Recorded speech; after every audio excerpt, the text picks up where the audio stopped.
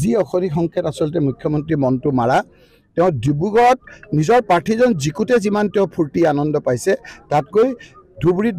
বদৰুদ্দিন ৰাজবল ডাঙৰীয়া হাৰোঁতে তেওঁৰ মেটি বেছি বেজাৰ বেছি বিষাদ সেইটোহে বদৰুদ্দিন ৰাজবল ডাঙৰীয়া হাৰাটোৱেই তেওঁৰ আচলতে অশনি সংকেত সেই অশনিটোৰ কাৰণেই তেওঁ আজি মনটো মাৰা আৰু সেইকাৰণে আজি মুখ্যমন্ত্ৰী ডাঙৰীয়াই আজি এটা কথা কালি এটা কথা তেওঁৰ কথাৰ লগত কোনো মোক এদিন হিৰো কৰিলে মই জানো যে তেওঁ